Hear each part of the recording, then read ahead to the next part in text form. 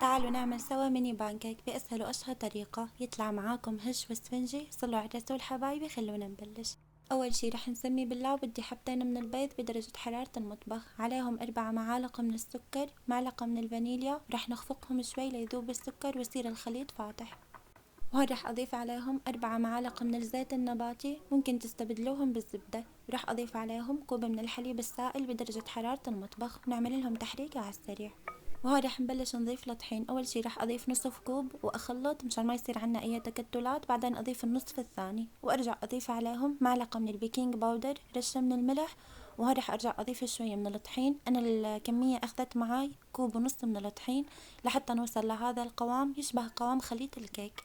وهون فضيت خليط البانكيك بأي علبة تساعدنا على الشغل. رح أمسح مقلاية غير لاصقة بقطعة من الزبدة، وبعدين رح أبلش أوزع عليها خليط البانكيك، وانتو تحكموا بالحجم اللي بدكم اياه. أنا عملته الحجم شوي مني يطلع شكله حلو، وأهم شي الحرارة تكون هادية مشان ما دغري ياخد لون وما يستوي قلبه يعجن. وبس تشوفوا الفقاعات بلشت تظهر على الوجه رح نقلبها على الوجه الثاني ونتركها شغلة 30 ثانية أو لحتى تشوفوا خلص إنه أخذت اللون الحلو. شايفين ما شاء الله خلصتوا ما شاء الله كل الكمية. إن شاء الله المرة الجاية رح نعمله بأشكال مختلفة، لأنه عن جد الشغل بالبانكيك جدا حلو. هون بصحن التقديم رح أوزع كمية من البانكيك، بعدين قطعته شوي من الفواكه، موز، فريز، كيوي، يلي متوفر أو يلي تحبوه.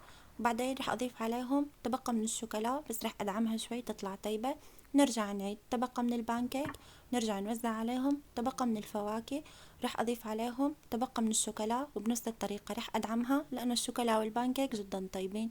رح أضيف عليهم شوي من الشوكولات شيبس يعطيهم موديل حلو. طبعا أنا عطيتوكم فكرة بسيطة لطريقة التقديم، انتو زينوا بالطريقة يلي تحبوها أو يلي متوفر عندكم أكيد. بس والله صار جاهز معانا، لازم تجربوه، جدا طيب والبانكيك شغله ممتع. اكتبولي رأيكم بالتعليقات، وبالعافية عليكم يا رب.